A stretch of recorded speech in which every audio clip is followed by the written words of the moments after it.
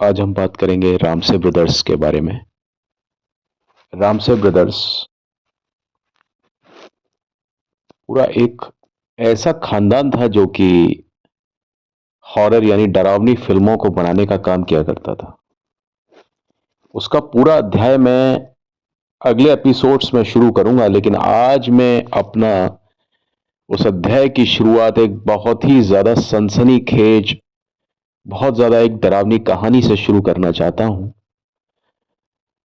हुआ यूं था कि पुराना मंदिर फिल्म की शूटिंग जो थी वो कई जगह पर, कई लोकेशन पर हुई। साउथ की लोकेशन थी बीजापुर, और उसके अलावा महाराष्ट्र में मुंबई से काफी दूर एक जगह पड़ती है जिसका नाम है महाबलेश्वर। तो महाबलेश्वर में भी कई शूटिंग के जो दृश्य थे इस फिल्म के, उनको फिल्मांकित किया गया था। बहरहाल, जब इस फिल्म की शूटिंग पूरी हुई, उसी समय श्याम राम से अपनी गाड़ी से लौट रहे थे। और श्याम रामसे का जो परिचय है वो ये है कि रामसे ब्रदर्स के छठे सदस्य के रूप में इन्हें जाना जाता है। कई सफल रामसे हॉरर मूवी के ये प्रमुख थे, और इनकी जो फिल्में होती थी बहुत ज्यादा डरावनी फिल्में हुआ करती थी। उस समय की जो माइलस्टोन्स मूवी थी ना, उस तरह की। और आपने देखा होगा कि बाद में जी हॉरर शो और नए जमाने के जो वेब सीरीज हैं वो भी इन्हीं की तर्ज पर बनाए गए थे। जी हॉरर शो तो खैर आपने देखा ही होगा, उससे तो मुझे बताने की जरूरत नहीं है। तो हुआ यूं था कि सन 1983 की बात है। ये लोग महाबलेश्वर से लौट रहे थे। पुराना मंदिर फिल्म की शूटिंग लगभग खत्म हो चुकी थी। श्याम राम से ने महाबलेश्वर में रुकने और आराम करने का फैसला किया। और ये एक ऐसा शहर है जहां पर इनके कई जो सदस्य हैं परिवार के, उन्होंने कुछ ऐसी डरावनी चीजें अनुभव की थी कि बस उनके बारे में तो सुनते हैं तो रूह कांप जाती है। तो राम से ने पूरी शूटिंग तो खत्म कर ली थी, और ये पूरा परिवार एक साथ ही जाता था शूटिंग पर। और छुट्टियां की छुट्टियां मनाते थे ये लोग हिल स्टेशन और इधर उधर, और शूटिंग की शूटिंग हो जाती थी। तो कुछ समय के आराम के बाद और स्वास्थ्य लाभ के बाद में एक दिन मुंबई अपने घर लौटने का जब इन्होंने फैसला लिया, तो शाम राम से आगे की यात्रा का इंतजार कर रहे थे। और उन्होंने वक्त ऐसा चुना रात का कि भाई हम महाबलेश्वर से रात को निकलेंगे। और वो इसलिए क्योंकि रात में ट्रैफिक नहीं होता, और मुंबई में गाड़ी जब आधी रात को जब पहुंचती तो कोई ट्रैफिक नहीं होता, तो इन्हें घर पर पहुंचने में बहुत ज्यादा आसानी होती। इस करके इन्होंने रात का समय चुना। तो श्याम राम से आगे की यात्रा कर रहे हैं, और उन्हें ये नहीं पता कि रास्ते में उनका कौन इंतजार कर रहा है या कर रही है। सुनसान सड़क पर रास्ते में शायद ही कोई आदमी या कोई वाहन इनको दिखाई दे, और ये अपनी गाड़ी से चले जा रहे थे। कार थी इनके पास, और बहुत मस्ती में जा रहे थे ये लोग, है ना। और शायद इनके पीछे इनके भाई वगैरह भी कोई बैठे होते, लेकिन ये गाड़ी चला रहे थे कौन? श्याम राम से। और कुछ चीज ऐसी रास्ते में होने वाली थी जो बेसब्री से शायद इनका इंतजार कर रही थी। सावरी जितनी भी डरावनी चीजों के प्रति इनका जो प्रेम था वो देखते ही बनता था। इन सब लोगों में एक चीज समान थी कि ये लोग डरावनी चीजों को अपने पास में रखा करते थे, और उससे बड़े रोमांचित होते थे। और इन्हें लॉन्ग ड्राइव से खासा तौर पर प्रेम था, और ज्यादातर ये रात के समय ही अपने घर से निकलते थे, घर के अंदर जाया जाया करते थे, क्योंकि रात में सड़कें खाली होती है। लेकिन वो जो साहब वो जो रास्ता था ना, वो बड़ा खतरनाक रास्ता था। जब महाबलेश्वर से जब हम मुंबई की तरफ लौटते हैं ना, तो बीच में बड़ी सुनसान जगह पड़ती है, बड़े जंगल पड़ते हैं। तो उस रात श्याम राम से ने महाबलेश्वर से मुंबई के लिए अपनी गाड़ी चलाना शुरू किया, कार टोयोटा। उन्होंने रात का समय चुना, जैसा कि मैंने आपको बताया। सड़क पर कोई व्यक्ति नहीं था, और जब वे मुंबई पहुंचे, मतलब जब वे मुंबई पहुंचेंगे तो वो ट्रैफिक वहां नहीं मिलेगा, जैसा कि मैंने आपको बताया। और ये बड़े एक्सपर्ट थे गाड़ी वाड़ी चलाने में, हैंडलिंग करने में, और ये पूरे सभी काम ये खुद ही करते थे। इनके पास में बमुश्किल कोई व्यक्ति नौकर के तौर पर ये लोग कुछ भी नहीं रखते थे। यूनिट के लिए जो खाना वगैरह भी बनता था वो इनके घर की जो महिलाएं थी वो बनाती थी।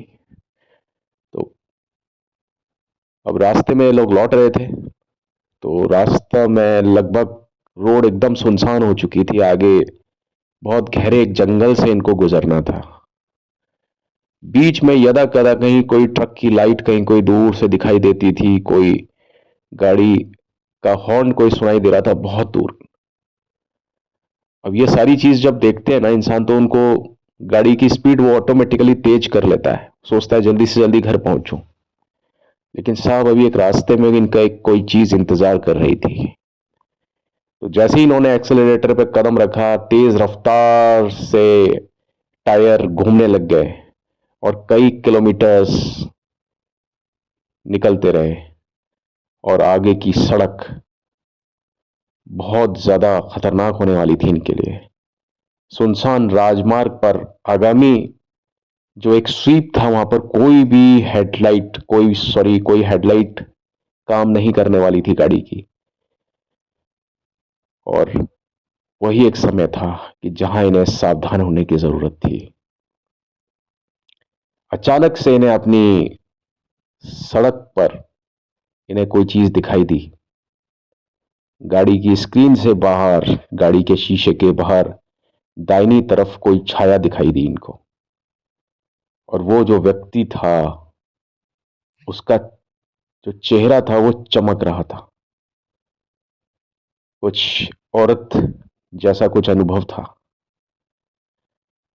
और चारों ओर अंधेरा था, लेकिन वो जो औरत थी उसका चेहरा थोड़ा चमक रहा था रात में।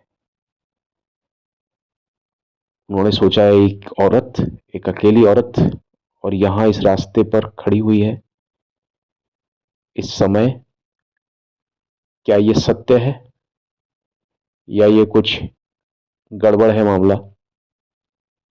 महिला का जो दाहिना अंगूठा था, महिला ने एकदम उस गाड़ी को देख करके अपना दायां अंगूठा एकदम निकाला और गाड़ी के सामने लिफ्ट मांगना शुरू किया।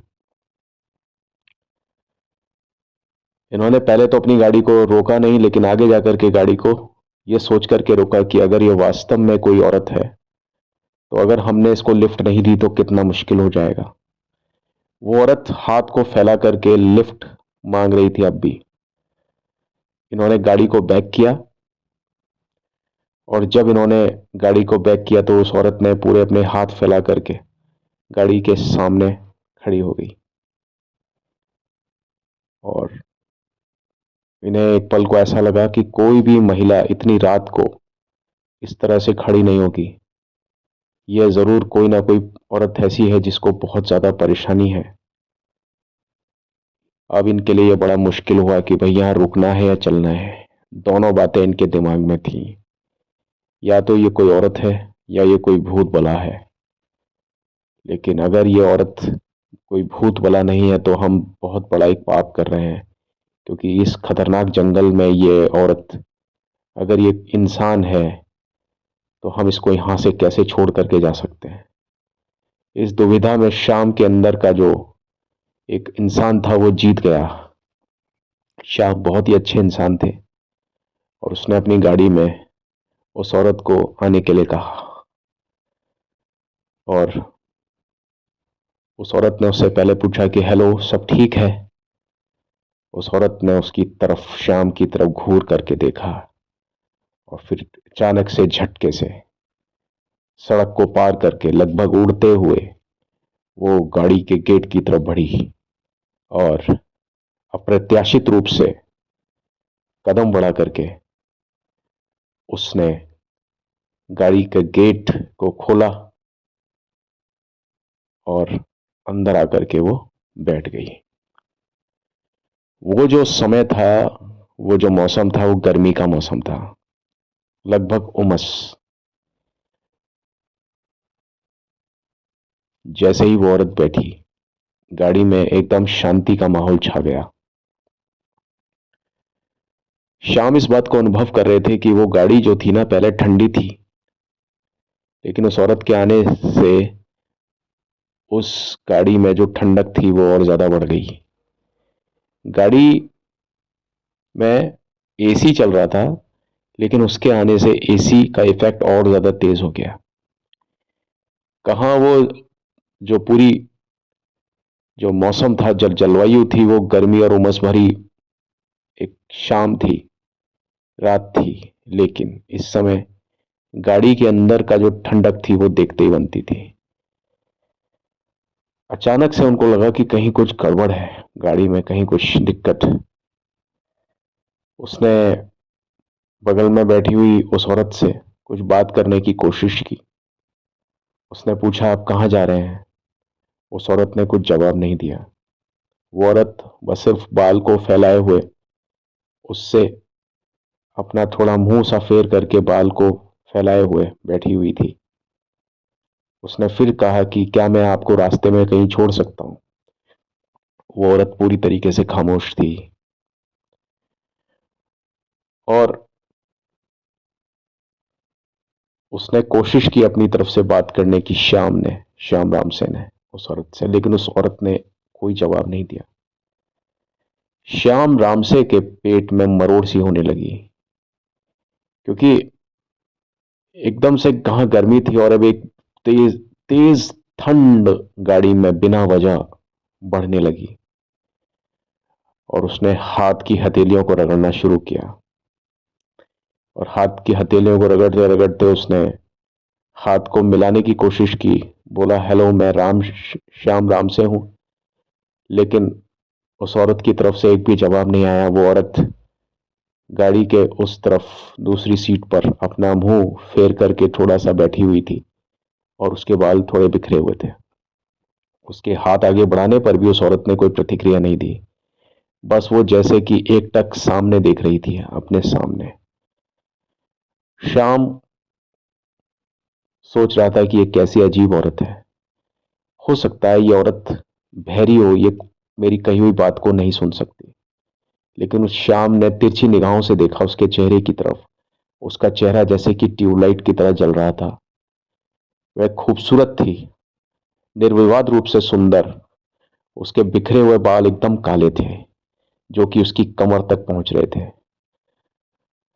और उसने सफेद रंग की साड़ी पहनी हुई थी।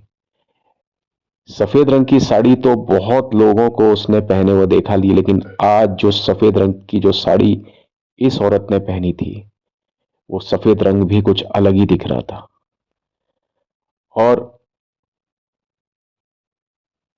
उसकी आंखें, जब वो गाड़ी में जब चढ़ी थी, तो उसकी आंखें सबसे ज्यादा चमकीली आंखें थी।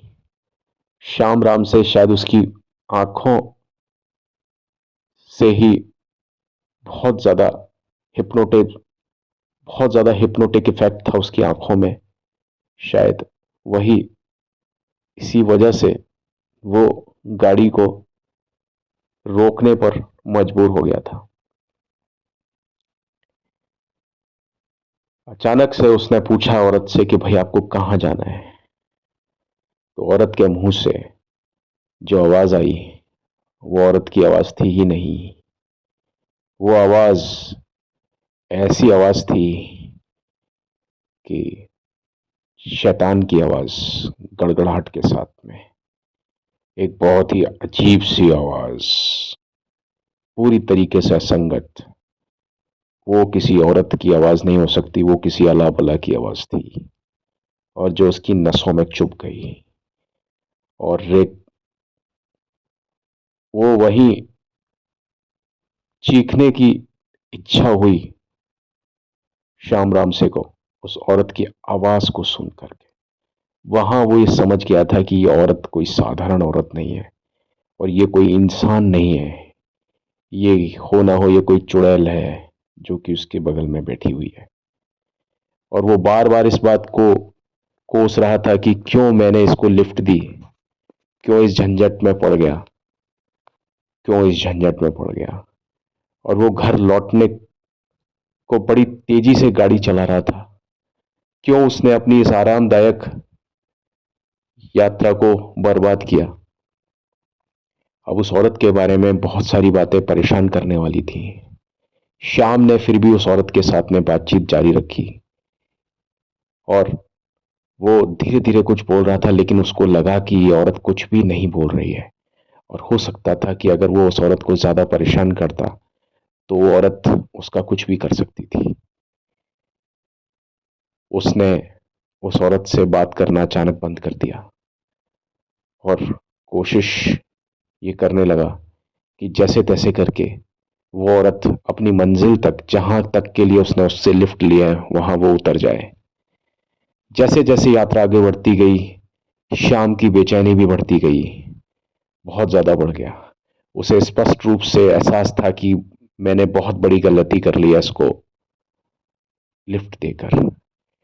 कार उसने देखा, कार के अंदर जो खुशबूनुमा माहौल था, एक अजीब सी किस्म की गंध कार में चारों ओर फैल गई है। ऐसी गंध कभी भी श्याम राम से ने महसूस नहीं की थी। हम्म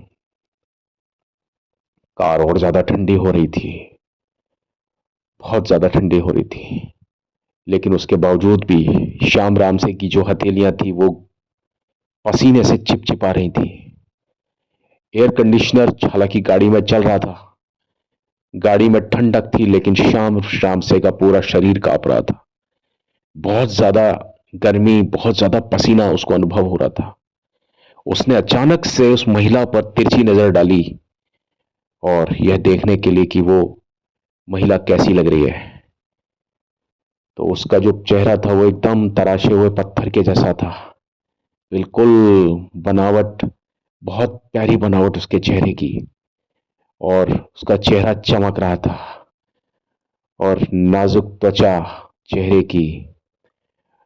और कहीं ना कहीं लेकिन इस औरत के बारे में बहुत ज्यादा कुछ डरावना होने वाला था। हम्म, और वो औरत जित थी वो अपने हाथों की उंगलियों को नहीं दिखा रही थी, लेकिन वो जानता था कि यहां कुछ गड़बड़ है।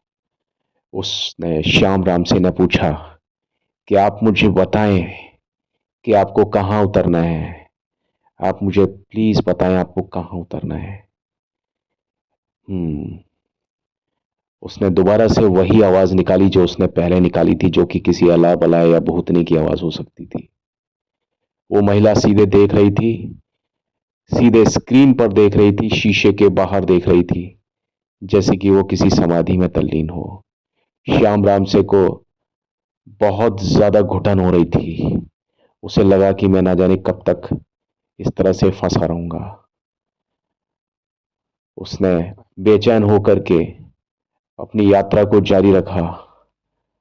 हम्म अचानक से उसकी निगाह, श्याम राम से की निगाह गाड़ी के स्टेयर व्हील पर पड़ती है और स्टेयर व्हील से उसकी निगाह अपना जो पांव था खुद का उस पर पड़ती है, और अपने पांव के बाद में श्याम राम से की निगाह उस औरत के पांव पर पड़ती है। उस औरत के पांव पर पड़ती है तो उसके पैर से जमीन खिसक जाती है और लगभग लगभग उसकी गाड़ी डिवाइडर से टकरा ही जाती, ये चीज देखे हुए, क्योंकि उस औरत के जो पांव थे वो उल्टे पांव थे। वो अंदर की तरफ मुड़े हुए थे, पैर के नाखून टेढ़े थे, जैसे कि किसी जंगली जानवर के या भालू के पांव होते हैं। श्याम राम से का दिल अब ऐसे धड़क रहा था जैसे कि वो कहीं छाती से बाहर ही ना निकल जाए। श्याम राम से ने अपनी फिल्मों के लिए जिन चुड़ैलों का शोध किया था, रिसर्च किया था, वो सारी उस कहानियां उसके अचानक से दिमाग में आ गई, और जितना भी उसने शोध इन चुड़ैलों के ऊपर किया था, उन्हीं चुड़ैलों में से किसी एक चुड़ैल से इसका शरीर, इसके पांव मिलते थे। उसे समझ में आ गया कि ये कोई महिला साधारण महिला नहीं है, और ये तो कोई इंसान ही नहीं है जो मेरे बगल में बैठा है। और जब उसने पूरी उसकी जांच की तो उसने पाया कि उसके शरीर का एक एक अंग कुछ अजीब किस्म की चीज लिए हुआ था, और डर के मारे श्याम राम से की जैसे कि सांस ही रुक गई हो। श्याम राम से के अचानक से मन में आया कि वो गाड़ी को छोड़ करके भाग जाए, लेकिन कैसे भाग सकता था? गाड़ी को चलाते चलाते वो कैसे भाग सकता था? उसके दिमाग में आया कि किसी भी तरीके से उसको छुटकारा मिल जाए, लेकिन रात के 1:30-2 बज चुके थे, गाड़ी चल रही थी। ये वही समय होता है जब ऊपरी हवाओं का असर बहुत तेज होता है। श्याम राम से अपनी तरफ से कुछ भी नहीं कर पा रहे थे। श्याम राम से को लगा कि मेरी जिंदगी का अंत शायद बहुत जल्दी है, लेकिन उसने कभी कल्पना भी नहीं की होगी कि वो इस तरीके से मरेगा। श्याम पूरी तरीके से डर में डूब चुका था। उसने जितना जल्दी हो सके उस महिला को, उस औरत को कार से बाहर निकालने की पूरी कोशिश की, क्योंकि अगर अब वो उस औरत को कार में ज्यादा देर तक रखता है तो कहीं हार्ट अटैक ही ना हो जाए श्याम राम से को। हो सकता है कि वो चुड़ैल उस पर हमला नहीं करे, लेकिन हमला करने से पहले ही श्याम राम से को कुछ हो जाए और वो रास्ते में गाड़ी चलाते हुए ही मर जाए। तो श्याम राम से ने बिना अपना डर प्रकट किए, क्योंकि ऐसी चीजों के सामने जब आप बहुत ज्यादा डर जाते हो तो ये चीज फिर आप पर हावी हो जाती है और फिर ये आपकी जान ले लेती है। लेकिन अगर आप ऐसी चीजों के सामने थोड़ा सा हिम्मत बना के रखेंगे और अपने ईश्वर को याद करेंगे तो ऐसी चीजें कभी भी आपका नुकसान नहीं कर सकती हैं, यकीन मानिए। तो श्याम राम से को ये मालूम था कि ये कोई इंसान नहीं है जो मेरे बगल में बैठी हुई है, ये कोई बहुत बड़ी अला बला, कोई बहुत बड़ी चुड़ैल है। लेकिन ये कैसे भगाए उसको? उसने, जैसा कि मैंने कहा, कई बार सोचा कि वो गाड़ी से कूद करके भाग जाए, लेकिन कैसे भागे? और अगर वो गाड़ी से कूद भी जाएगा तो कितना दूर तक भाग सकता है? चारों ओर जंगल ही जंगल, और वो जहां भागेगा वहीं वो चुड़ैल आगे आ जाएगी, प्रकट हो जाएगी, उसको फाड़ डालेगी। उसको कोई भी इंसान मदद के लिए, उम्मीद के लिए नहीं दिख रहा था। बस उसको उसके भगवान पर पूरा भरोसा था कि जो मुझे बचाएंगे, आज ईश्वर ही मुझे बचा सकते हैं। हाँ, आज उसको अपनी मूर्खता पर बहुत ज्यादा पछतावा हो रहा था कि मैं कैसा मूर्ख हूं, मैंने किसको लिफ्ट दे दी। और अगर वो अब कभी जिंदगी में कभी कभी भी नहीं लौटा, उसको अपने घर की पूरी चिंता होने लगी कि घर पर मेरी बेटी, मेरी पत्नी मेरा इंतजार कर रही है, और आज शायद उनका आखिरी इंतजार होगा, क्योंकि आज के बाद वो कभी मेरा इंतजार कर ही नहीं पाएंगी, क्योंकि आज शायद ये चुड़ैल मुझे खा लेगी। उनको लगा कि शायद ये चुड़ैल जो मेरे बगल में बैठी है, ये मेरे मन में, मेरे दिमाग में क्या चल रहा है उसको सोच रही है, उसको पढ़ रही है। और डर के मारे श्याम राम से ने देखा कि उसके हाथ से स्टीयरिंग छूट गया है, और जैसे उसके हाथ से स्टीयरिंग छूटा, वो औरत श्याम राम से की तरफ घूर रही थी, बहुत तेजी से घूर रही थी। और घूरते घूरते उसने अपना चेहरा श्याम राम से की तरफ बढ़ा दिया। श्याम राम से का चेहरा और उस चुड़ैल के चेहरे में सिर्फ 1 इंच का फर्क था, और उसकी सुनी सुनी आंखों में जो शून्यता थी, श्याम राम से को लगा कि अब उसकी आंखें ही उसको खींच लेगी और ये किसी भी पल उसको खा लेगी। उसने उस उस समय भयंकर आवाजों को सुना, गंभीर आवाजों को सुना, जो कि उस चुड़ैल के अंदर से आ रही थी। श्याम ने अचानक देखा कि उस औरत ने अपने हाथ की उंगली को निकाला और बाहर इशारा किया कि मुझे यहां छोड़ दो, मुझे यहां छोड़ दो। अब श्याम राम से ने जब उसकी उंगली की तरफ देखा तो श्याम राम से के होश और ज्यादा उड़ गए। अगर कोई कमजोर दिल दिमाग वाला होता तो वो वहीं मर जाता। उस औरत के जो हाथ थे, जो उसकी उंगलियां थी, वो भी पूरे नाखून ही नाखून निकले हुए थे। चुड़ैल का जैसा हाथ था उसका। एक्चुअल में वो चुड़ैल ही थी जो बैठी हुई थी। उसको लगा कि क्या ये अला बला क्या मुझे फाड़ डालेगी अपने नाखूनों से। श्याम राम से का शायद ईश्वर पर बहुत ज्यादा विश्वास होगा। कहीं ना कहीं वो डर कम रहे होंगे और इसमें ईश्वर को ज्यादा याद कर रहे होंगे। इसलिए वो चुड़ैल उससे सिर्फ 1 इंच के फासले पर थी। उसकी उंगली और उसका हाथ श्याम राम से सिर्फ 1 इंच के फासले पर था। लेकिन ऐसी कुछ न कुछ शक्ति थी जो कि श्याम राम से को अभी तक बचाई हुई थी। श्याम राम से को अपनी मूर्खता बहुत ज्यादा महसूस हुई। वो लगभग एक तरीके से अंधा हो चुका था। इन सब चीजों में उसे इस बात का भान ही नहीं रहा कि वो कहां से आया और कहां जाएगा। वो सिर्फ इसी चीज में फंस गया। उसको लगा कि ये यात्रा कितनी लंबी यात्रा है, बहुत लंबी यात्रा हो गई है। उसको लगा कि मैं कितने सालों से इस यात्रा को कर रहा हूं और ये चुड़ैल मेरे बगल में कितने सालों से बैठी है। अक्सर जो बहुत बुरा समय होता है वो धीरे धीरे बीतता है। इस कारण से श्याम राम से इस तरह की बातों को सोच रहे थे। घुप अंधेरा था, गाड़ी चले जा रही थी। न जाने उस गाड़ी को कौन लिए जा रहा था। श्याम राम से चुपचाप बैठे हुए थे, लेकिन पता नहीं वो गाड़ी का स्टीयर व्हील अपने आप चल रहा था और वो गाड़ी न जाने कहां चली जा रही थी। अचानक से, और जो पेड़ थे, पेड़ भी ऐसे लग रहे थे जो पेड़ अभी आधे घंटे पहले बहुत अच्छे महसूस हो रहे थे, अब वो पेड़ भी श्याम राम से को डराने की कोशिश कर रहे हैं। ऐसा लग रहा है कि पेड़ भी श्याम राम से को झुक करके उसके गले को और उसके पूरे के पूरे शरीर को जकड़ लेंगे, उसको मार देंगे। शायद वो इलाका उस चुड़ैल का था। श्याम राम से ने महिला से किसी भी प्रकार का कोई सवाल ना करने का फैसला किया और लगभग गाड़ी में ब्रेक लगा दिया। गाड़ी एकदम से पूरी तरीके से चिरमराते हुए रुकी